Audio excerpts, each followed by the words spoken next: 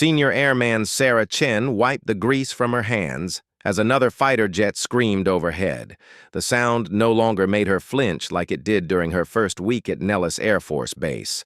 Now, after 18 months of maintaining radio equipment, the roar of F-16s was just background noise to her daily routine.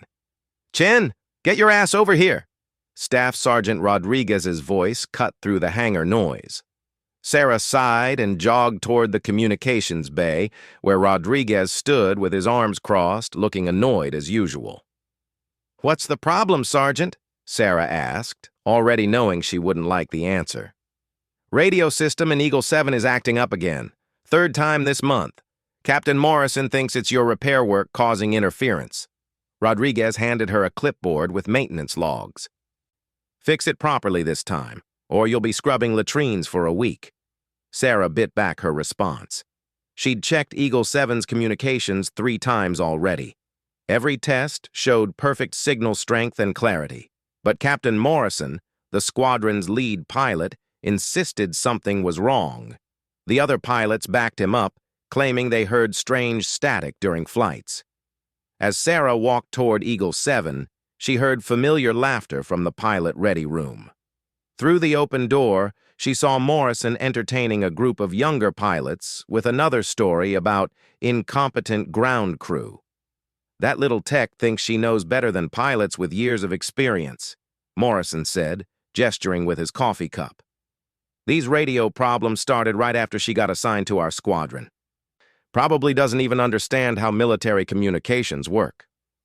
Lieutenant Davis, fresh from flight school, nodded eagerly. "Should we request a different technician, someone with more experience?" "Already tried," Morrison replied. "Command says she's technically proficient, but technical knowledge on paper doesn't mean much when you can't do the job right." Sarah clenched her fists but kept walking. She'd heard variations of this conversation dozens of times. Being one of the few female technicians in the squadron already made her stand out, and her civilian electronics background seemed to count for nothing here. At Eagle 7, Sarah began her 4th inspection of the radio systems. Every component tested within normal parameters. The primary radio, backup radio, emergency beacon, and navigation systems all functioned perfectly. She ran diagnostic tests that would have impressed her professors at MIT, but found nothing wrong. "Still playing with those radios?"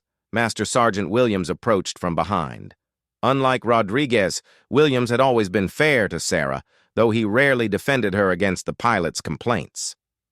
"Everything checks out perfectly," Sarah said, showing him the diagnostic readouts. "Signal strength is optimal, frequency tuning is precise, and there's no interference from any source I can detect." Williams studied the data. "Morrison filed another complaint yesterday, says the static is getting worse during combat training exercises. I've monitored those exercises. The radio traffic is crystal clear from my end." Sarah highlighted several frequency analyses on her tablet. "Look at these recordings. No static, no distortion, no signal degradation. Maybe it's something that only shows up during high-stress maneuvers," Williams suggested. "You know how sensitive equipment can be under G-forces." Sarah had considered that possibility and tested it. "I've simulated G-force conditions in the lab. The radios maintain perfect performance even under extreme stress. Whatever Morrison is experiencing, it's not equipment failure." Williams looked uncomfortable. "Look, Chen, I know you're good at what you do. Your technical scores are the highest I've seen. But pilots' lives depend on reliable communications. If Morrison says there's a problem, we have to take it seriously."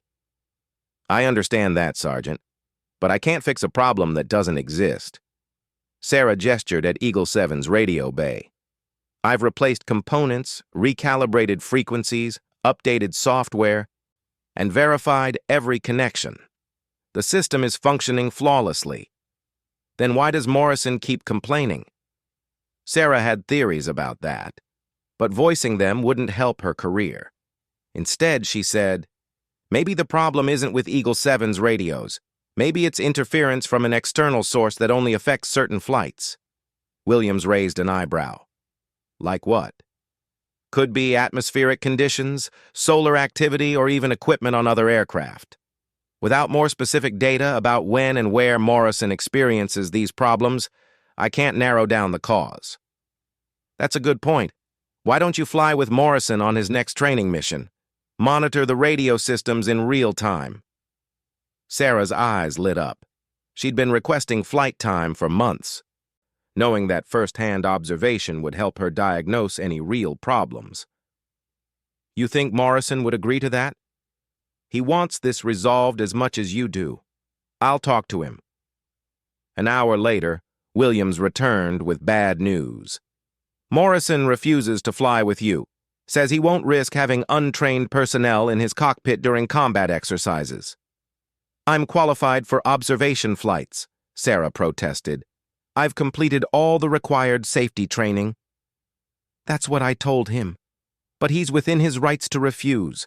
As pilot in command, he gets final say about who flies in his aircraft. Sarah felt frustration building. How could she solve a problem she wasn't allowed to observe?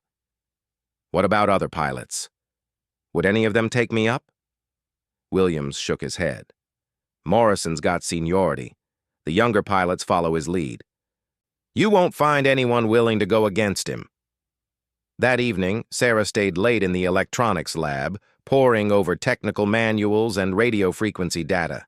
She'd built her first radio at age 12 and had been fascinated by communications technology ever since.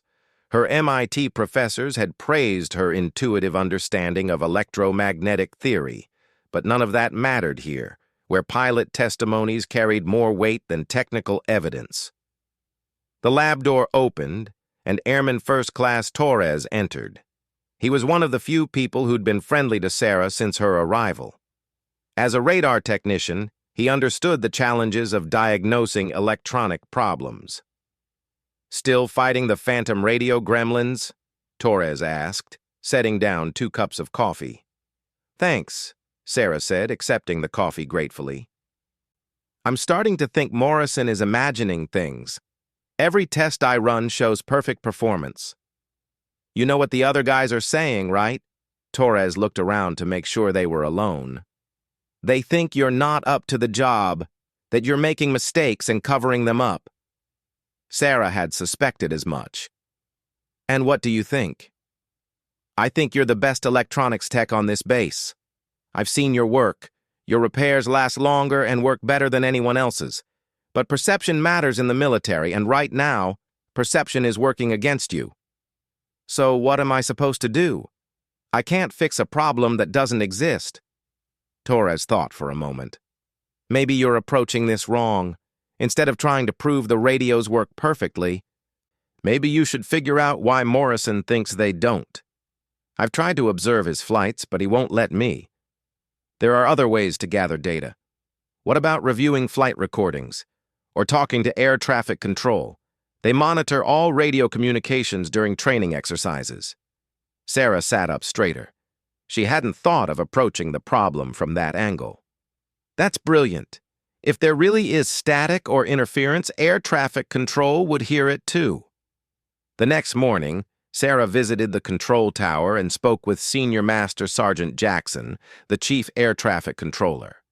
Jackson had 20 years of experience managing aircraft communications and knew every radio system on the base. I've been monitoring Morrison's flights for years, Jackson said when Sarah explained her situation. His radio transmissions are always clear. Never heard any static or interference from Eagle 7. Never? Sarah pressed. Not even during high-stress maneuvers or combat exercises? Never. Eagle 7's communications are among the clearest I receive. If there was interference, I'd notice it immediately. My job depends on understanding every word pilots say. This confirmed Sarah's suspicions, but it also deepened the mystery. If Morrison wasn't experiencing real radio problems, what was causing his complaints? And why were other pilots backing him up? Sarah spent the rest of the day reviewing flight recordings and maintenance logs. A pattern began to emerge that made her stomach sink. Morrison's complaints about radio problems had started shortly after her assignment to the squadron. The timing wasn't coincidental. More troubling was the discovery that Morrison had requested Sarah's transfer twice in the past 6 months. Both requests had been denied by command, who cited her excellent performance evaluations and technical expertise. The radio complaints seemed to escalate after each denied transfer request.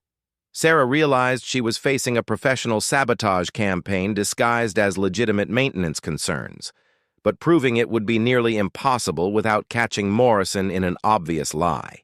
And even then, challenging a senior pilot's credibility would likely end her military career.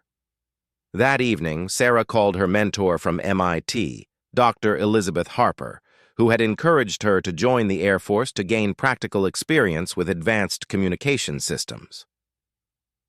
"It sounds like you're dealing with workplace politics rather than technical problems," Dr. Harper said after hearing Sarah's story. "Unfortunately, this kind of thing happens in male-dominated fields. The question is whether you want to fight it or find a way to work around it." "I just want to do my job properly," Sarah said. "But how can I maintain radio equipment when the pilots won't trust my work no matter what I do?" "Sometimes you have to wait for the right opportunity to prove yourself. When that moment comes, make sure you're ready to act decisively." Sarah didn't know it yet, but that opportunity was coming sooner than anyone expected. In 3 days, Morrison would take Eagle 7 on a routine training mission that would become anything but routine. And when disaster struck, Sarah's despised radio expertise would be the only thing standing between a pilot and certain death. For now, though, she could only continue doing her job with professional excellence, hoping that someday her skills would be recognized for what they truly were. Tomorrow would bring another day of Morrison's complaints and her colleagues' skepticism.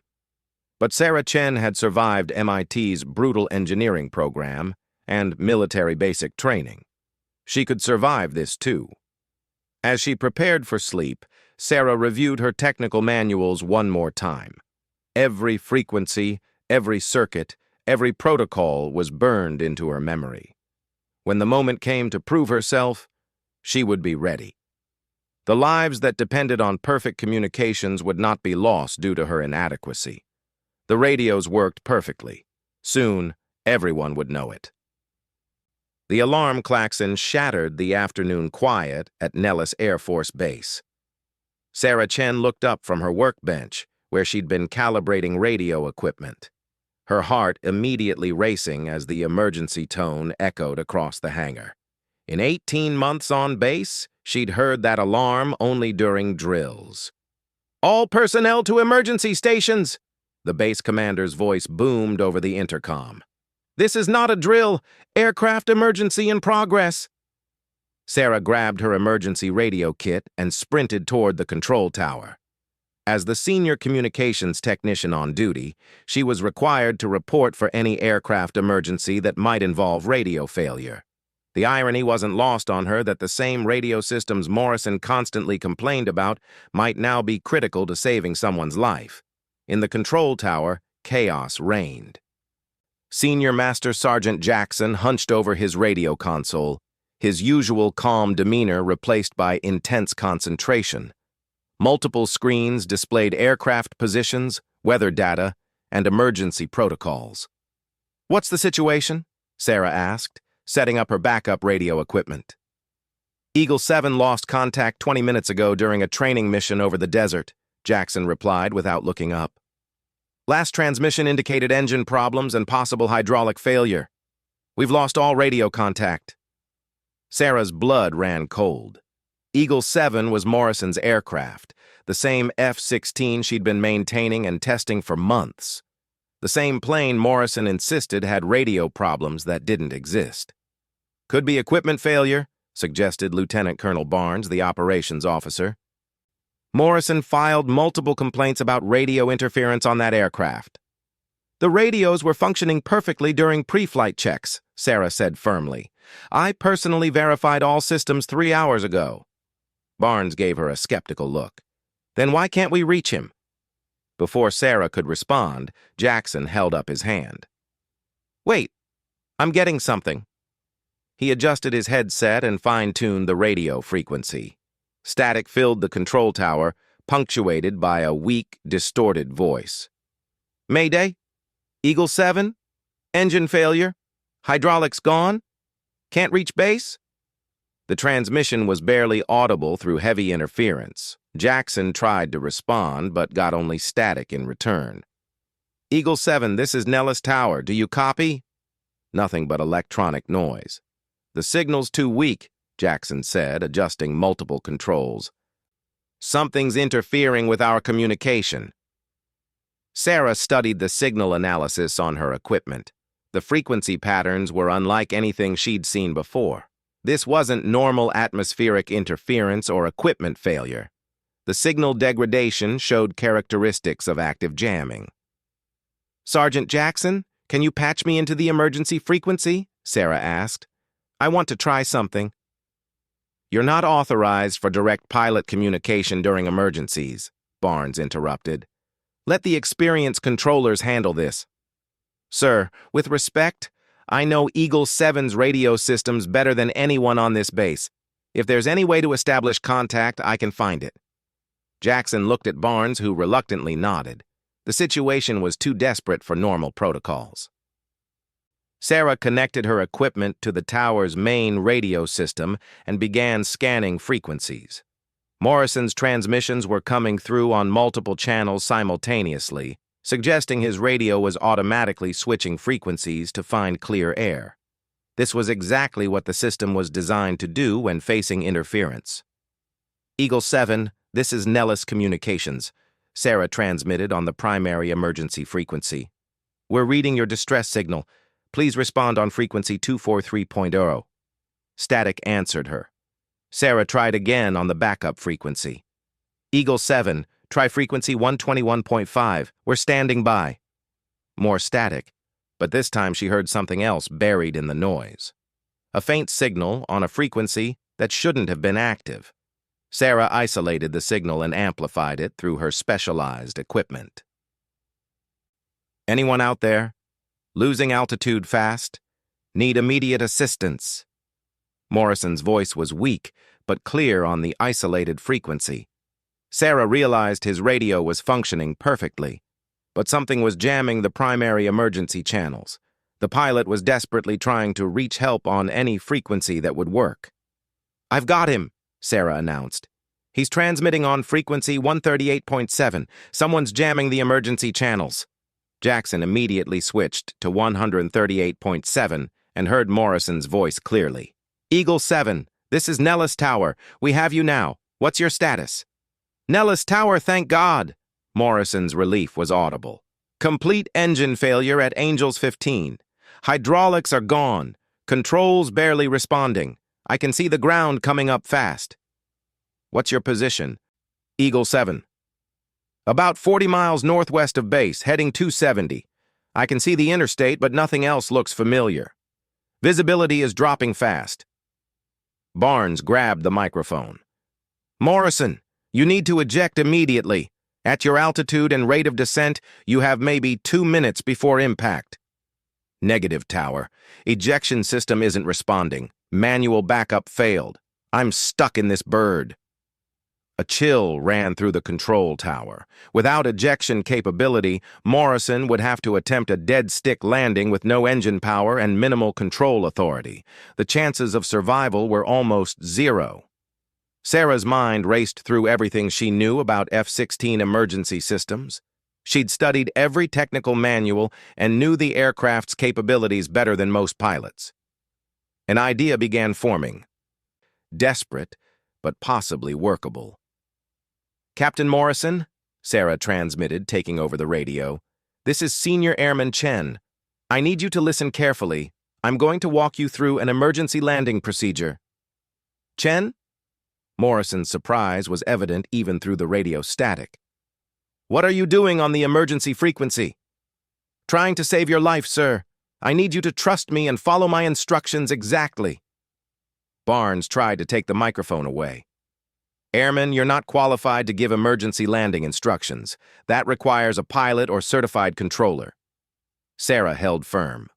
"Sir, I know Eagle 7 systems better than anyone here. Captain Morrison complained about radio problems for months. I learned every detail of that aircraft trying to fix issues that didn't exist. If anyone can talk him through this, it's me."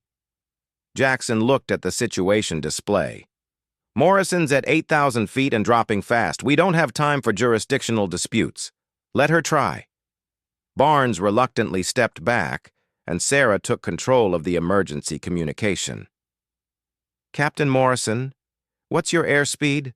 she asked. 180 knots and decreasing. Controls feel sluggish. I've got maybe 30% authority on stick and rudder." Sarah pulled up the F-16's emergency procedures manual on her tablet. She'd memorized most of it during her months of radio testing, but wanted to be absolutely certain of every step. "Okay, sir. First, I need you to configure for emergency landing. Gear down, flaps to landing position." "Gear's already down. Flaps are responding. That's something, at least." "Good. Now, with your limited hydraulics, you're going to have to use manual reversion mode. There's a backup control system that bypasses the primary hydraulics." "I know about manual reversion, Chen, but I've never actually used it in a real emergency." "You're going to do fine, sir. The key is smooth, gentle inputs. No sudden movements. The manual reversion system amplifies control inputs, so small movements will have big effects."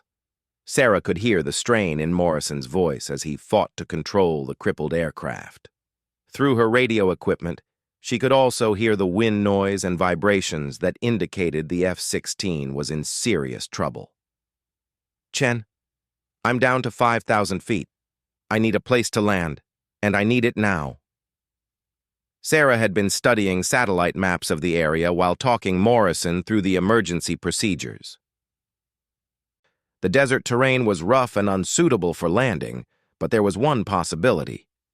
"Captain, can you see Interstate 15 to your south?" "Yeah, I can see a highway. Look straight for several miles."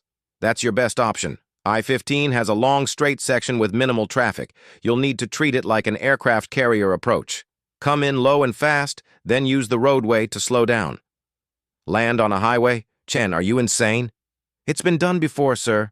The road surface is designed to handle heavy truck traffic. An F-16 weighs less than a fully loaded semi. The bigger challenge is avoiding civilian vehicles."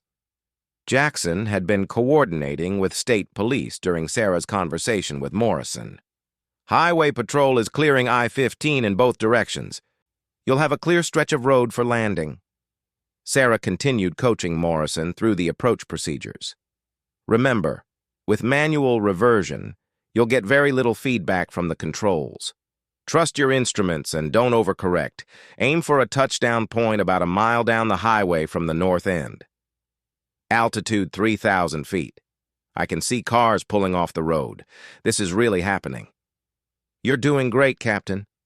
Now, for the approach, I need you to maintain 160 knots until you're over the highway. Then cut power at... Well, you don't have power, so just maintain glide slope." Sarah realized she was talking a pilot through an impossible situation.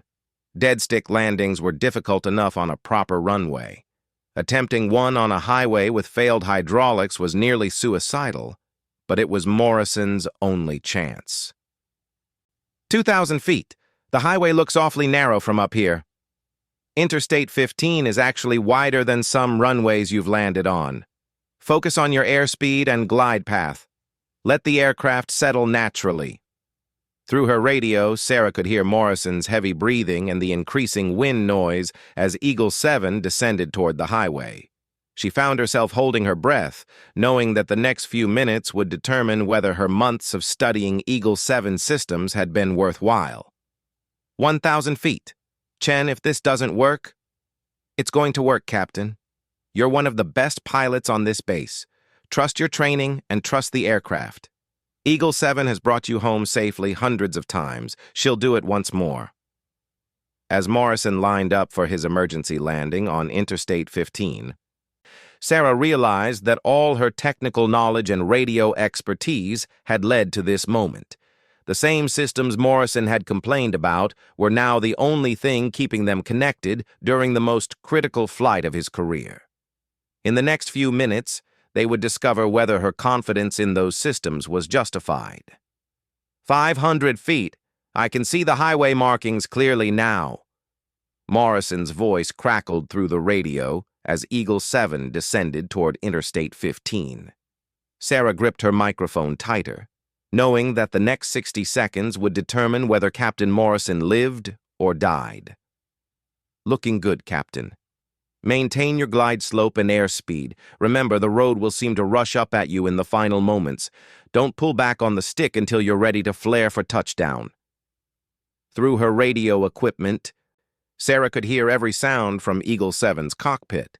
The whistle of wind through damaged systems, the electronic beeping of warning alarms, and Morrison's controlled breathing as he fought to keep the crippled F-16 stable. 300 feet. Highway Patrol has done a good job clearing traffic. I can see the touchdown zone. Sarah's heart pounded as she realized she was talking a pilot through something no one at Nellis had ever attempted before. Her months of studying Eagle 7 systems were being put to the ultimate test. Every technical manual she'd memorized, every system diagnostic she'd run, every component she'd tested was now focused on keeping Morrison alive. 200 feet. Controls are getting mushy. Manual reversion is barely responding. That's normal, sir. The system is designed to provide maximum control authority at higher speeds. As you slow down, response decreases. Use gentle pressure and trust the aircraft. In the control tower, everyone watched the situation display showing Eagle 7's position relative to the highway. The aircraft's descent rate and speed looked acceptable, but landing a military fighter on a civilian road had never been attempted at Nellis. Sarah was improvising based on theoretical knowledge and desperate hope. 100 feet. Chen, I can see individual lane markers.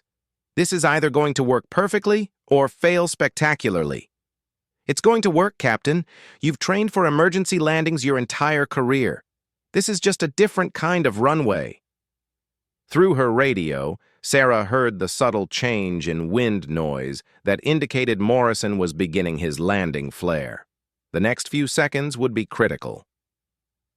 Too aggressive a flare would cause a stall and crash. Too shallow would result in a high-speed impact with the roadway. 50 feet, flaring now. Come on, Eagle 7, don't let me down. The radio filled with the sounds of touchdown, squealing tires, the roar of aerodynamic braking, and Morrison's voice calling out his speed as Eagle 7 settled onto Interstate 15. Touchdown! 140 knots and slowing. Brakes are working. 120 knots. 100 knots. Chen, we're down and rolling. The control tower erupted in cheers, but Sarah remained focused on the radio. The landing was successful, but Morrison wasn't safe yet. A disabled F-16 rolling down a highway at 100 knots still presented enormous risks. Outstanding, Captain. How are your brakes holding up? Better than expected. 80 knots now, 60 knots. I can see emergency vehicles approaching from both directions. Sarah monitored Morrison's progress as Eagle 7 gradually slowed to taxi speed on the highway. Fire trucks and ambulances converged on the scene, ready to assist if anything went wrong during the final moments of the emergency. Full stop, Morrison reported. Eagle 7 is down safely on Interstate 15. Emergency vehicles are surrounding the aircraft now. The control tower erupted again, this time with sustained applause. Jackson clapped Sarah on the shoulder, grinning broadly. Outstanding job, Chen. That was the best emergency communication I've ever heard. But Lieutenant Colonel Barnes looked skeptical. Let's wait until we understand what caused the emergency before celebrating. If there was an equipment failure— Sir, Sarah interrupted. Eagle 7's radio systems performed flawlessly during the emergency. The problem wasn't equipment failure. Someone was jamming our emergency frequencies. Barnes frowned. Jamming? That's impossible. Who would jam military emergency communications during a training exercise? Sarah had been thinking about that question since first detecting the interference. The jamming patterns were sophisticated and targeted specifically at military emergency frequencies. This wasn't random interference or equipment malfunction. I recorded the entire emergency communication, Sarah said, connecting her equipment to the tower's analysis system. Look at these frequency patterns. The jamming was deliberate and precisely tuned to disrupt military communications. Jackson studied the analysis. His expression grew grim as he recognized the implications. This wasn't equipment failure. Someone deliberately tried to prevent us from communicating with Eagle 7. Within an hour, Morrison was back at Nellis undergoing medical evaluation, while investigators examined Eagle 7 on Interstate 15. The F-16 had suffered complete engine failure due to a manufacturing defect in a critical component. The hydraulic system had failed as a secondary effect of the engine failure. Morrison's emergency was genuine and potentially fatal. More disturbing was the discovery that sophisticated jamming equipment had been detected operating from a location near the training area. The equipment was designed to disrupt military communications and had been activated just as Eagle 7 encountered its emergency. Without Sarah's ability to find alternative frequencies and maintain contact, Morrison would have crashed in the desert with no hope of rescue. Sarah was in the communications lab writing her technical report when Morrison appeared in the doorway. The pilot looked exhausted but grateful.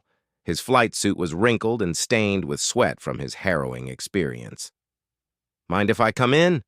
Morrison asked quietly. Sarah looked up, surprised. "Of course, Captain. How are you feeling?" Morrison sat down across from Sarah's workbench. For a long moment he didn't speak. When he finally looked at her, his expression was a mixture of embarrassment and genuine respect. "I owe you an apology," Morrison said. "Actually, I owe you a lot more than an apology. You saved my life today." Sarah set down her technical report. "I was just doing my job, sir." "No, you were doing a lot more than your job.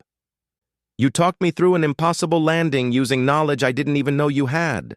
But more than that, you did it despite the way I've treated you for the past year."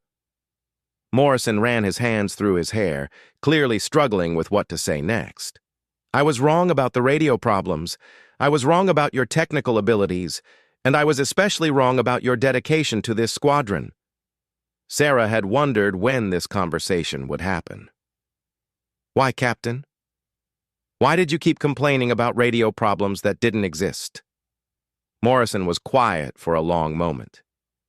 "Because I'm an idiot," he said finally.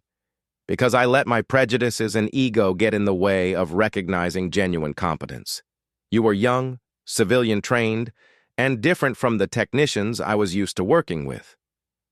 Instead of giving you a chance to prove yourself, I decided you weren't qualified for the job." "The radio complaints were intentional?" Morrison nodded reluctantly. "I convinced myself that your repair work was substandard. When I couldn't find real problems, I exaggerated minor issues. The other pilots followed my lead because I had seniority and experience." Sarah felt a mixture of vindication and disappointment. She'd suspected Morrison's complaints were unfair, but hearing him admit to deliberate sabotage still stung. "Do you realize what you put me through?" Sarah asked. "I questioned my own abilities. I thought I was failing at the one thing I'd always been good at." "I know, and I'm sorry. There's no excuse for what I did. You deserved better from this squadron, and especially from me as a senior pilot." Morrison reached into his flight suit pocket and pulled out a small object. It was Sarah's radio frequency analysis chart, the one she'd given him months earlier to prove Eagle 7 systems were working perfectly. "I kept this," Morrison said, placing it on Sarah's workbench. "I kept it because deep down, I knew you were right. Your technical work was flawless. I just couldn't admit it without admitting I was wrong about everything else." Sarah picked up the frequency chart, remembering how frustrated she'd been when Morrison dismissed her evidence. "What changed your mind?" "Besides you saving my life, the investigation revealed something interesting about those jamming signals. They've been operating intermittently for months, targeting specific aircraft during training exercises. Someone has been testing our communication security." Sarah's eyes widened. You think today's emergency was connected to the jamming? Possibly. The engine failure was mechanical, but the jamming prevented us from requesting immediate assistance. If you hadn't found that alternative frequency, I would have crashed in the desert. My emergency locator beacon wasn't working either, apparently damaged by the same interference. This revelation put Morrison's months of complaints in a new light. You were experiencing real interference, Sarah said slowly. Your radio problems were genuine. Some of them, apparently. But instead of working with you to identify the source, I blamed you for causing them. I made the situation worse by undermining your credibility. Morrison stood up and extended his hand. I'm recommending you for commendation for your actions today. But more importantly, I want to start over. If you're willing, I'd like to work with you properly from now on. Sarah shook his hand, feeling a weight lift from her shoulders. I'd like that, Captain. Over the following weeks, the investigation into the jamming equipment revealed a sophisticated intelligence-gathering operation. Foreign agents had been monitoring and disrupting military communications as part of a broader espionage effort. Sarah's technical expertise proved crucial in identifying the source and developing countermeasures. Her role in saving Morrison's life became legendary at Nellis Air Force Base. The story of the technician who talked a pilot through an impossible highway landing spread throughout the military communications community. Sarah received multiple commendations and was fast-tracked for promotion, but the most meaningful change was in her daily work environment. Morrison became one of her strongest advocates, praising her technical abilities and defending her expertise to anyone who questioned it. The other pilots, embarrassed by their previous skepticism, began treating Sarah with the respect her skills had always deserved. 6 months later, Sarah stood in the hangar watching Morrison pre-flight Eagle 7, which had been repaired and returned to service. The F-16's radio systems hummed with perfect clarity, their performance optimized by Sarah's ongoing improvements to the squadron's communications equipment. How are the radios looking today, Chen? Morrison asked with a grin. Perfect as always, Captain, Sarah replied, showing him the diagnostic readouts. Though I've added some new countermeasures against jamming. Should give you better performance during training exercises. Morrison nodded approvingly. Outstanding. I trust your work completely. As Eagle 7 taxied toward the runway, Sarah felt a deep satisfaction in knowing her technical expertise was finally valued for what it truly was. The radios worked perfectly, the pilots trusted her abilities, and she had proved that competence and dedication mattered more than prejudice and politics. The young woman who had once been mocked for her civilian background and questioned expertise had become the squadron's most respected technician. Her radio call had indeed rescued Eagle 7, but more than that, it had established her rightful place among the professionals who kept military aircraft flying safely. Sarah Chen had proven that when lives were on the line, technical excellence was what mattered most, and she was very, very good at what she did.